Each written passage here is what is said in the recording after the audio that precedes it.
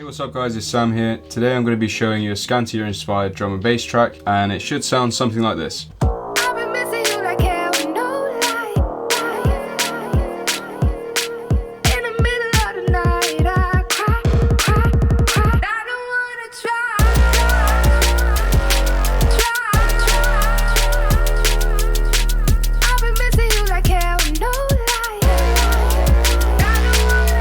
So what we're going to start with is the build up. So I've got here this pad. What that does is add a bit of tension to the build up. Next I've got the main bass, but it's got the high end frequencies cut out, so it's not a full reveal yet.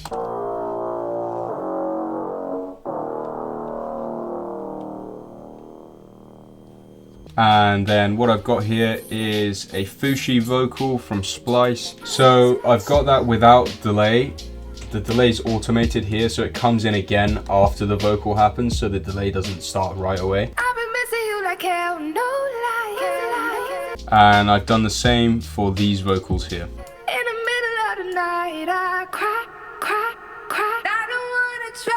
So altogether the build-up sounds like this.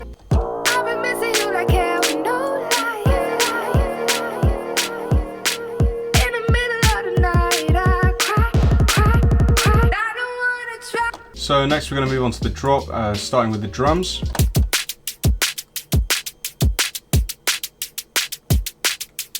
So you can see I've got a little bit of kick variation here. So instead of just having a normal two-step pattern, it continues this offbeat kick. And then I miss out that offbeat kick here and here, just to add a bit of variation. And we have this clap here, normal positions, and then the serum hi-hats.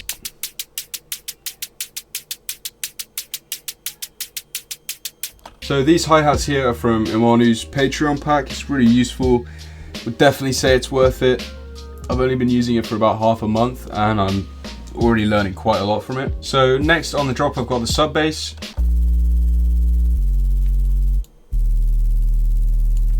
And to be fair, this is a really simple sub bass to design. So if we start with oscillator A and oscillator B, these are two basic shapes wave which you select from the analog part of the waves section. They're lowered by 1 octave each. Then I've added a little bit of attack, a tiny bit of release as well, and that stops any clicking when moving between notes too quickly. Next you want to add some white noise.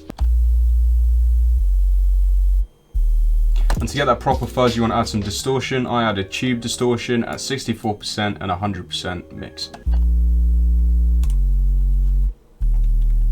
So the noise is currently at 24%, but to add a little bit of difference to it to normal buzz basses, I added an LFO here, changing that from 24% all the way up by 19%. And I had this to activate on the trigger point, at BPM, anchor, triplet, and I have that 1/16 triplet. So this repeats 3 times every 1/16 of a bar. It just makes it sound more fat. It oscillates underneath the main bass, so it just sounds more fat. Next we're going to move on to the main bass.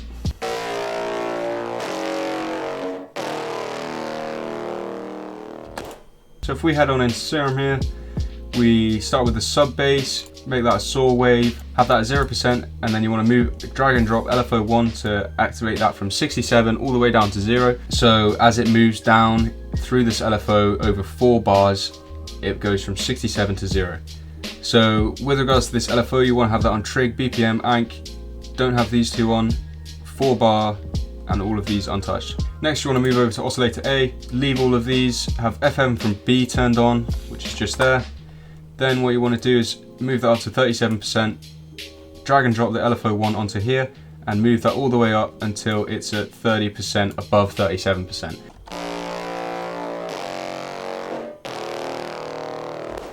Again, with the volume, move LFO1 onto that, and have that going from 100 to 0%. And then leave everything else. Then activate oscillator B. This is purely for FM modulation. Don't have this volume any higher than 0%, and then leave everything else.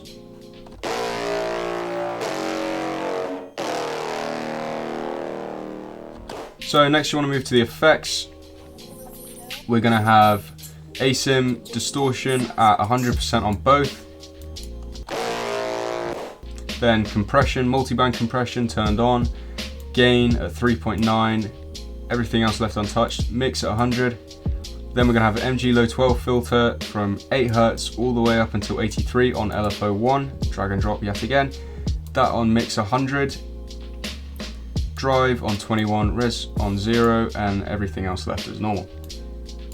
Next we're going to move on to EQ, activate the low end cut here and the high end boost here, have gain on 0, Q on 46, frequency on 457, up here we have frequency on 2041, EQ on 60 and gain on 0. Next we're moving on to reverb, we've got the size at 4% on hall, decay at 0.8, low cut at 50, high cut at 90, spin on 25, spin depth on 20, and then mix on 58. Finally we're moving on to delay, this sort of widens the bass sound, you can hear the difference without it.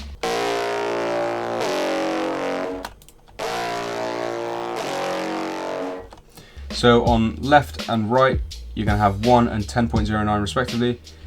Then you're going to have BPM and link turned off, feedback at 0%, and the mix will move to 100%. It's just currently linked at 0 on these modulators, but it is 100% here because it's linked to this one. Activate these two and have this one on always at 69 milliseconds.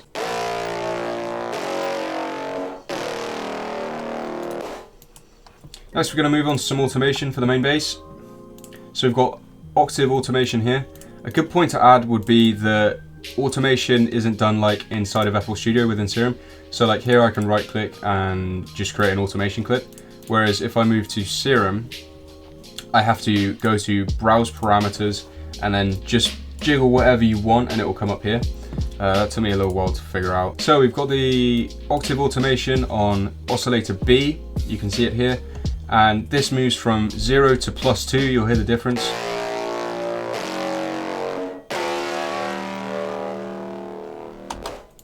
And then next we move on to filter. So this is just increasing the filter, adding a bit more movement to the bass. Then we've got a bit of automation on the FM from B.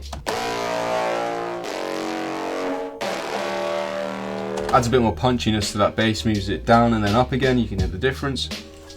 Then to cut out this noise here due to the reverb,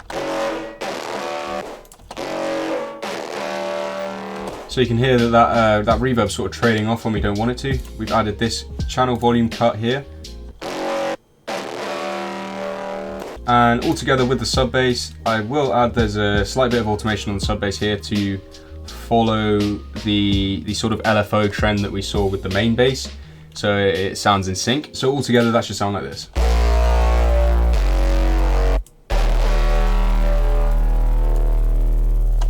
And then I've just got some vocal chops here.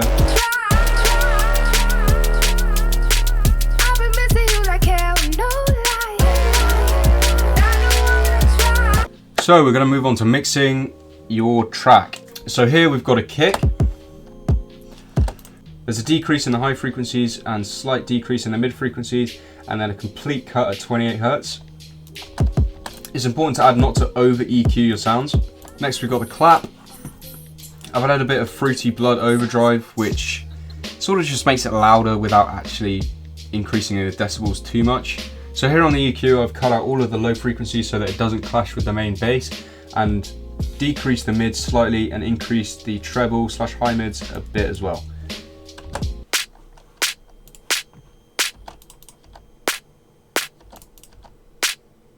So next we're going to move on to the hi-hats. Here I've just got a slight increase on the very high frequencies to make them stand out and pop a little bit. Again, a cut of these low and mid frequencies to stop it from clashing with the main bass. Next we've got the sub bass. Here we've got a big increase on the lower sub frequencies, a cut at 24 Hz. So we've got a big increase on the lower frequencies and a cut at 24 Hz, a decrease in the mid frequencies and a slight decrease in the higher frequencies so it's not too clashy with the hi-hats and snare.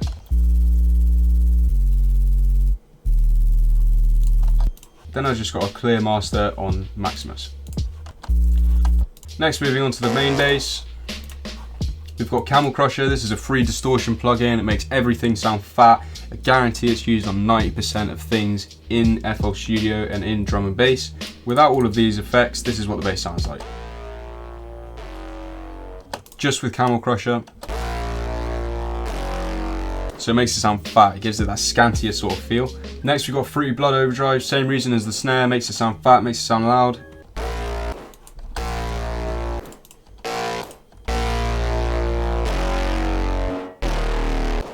Next we've got Frequency, which will cut out all the lows, give a slight boost on the low mids, slight decrease on high mids, cuts out this annoying frequency here, you can hear it.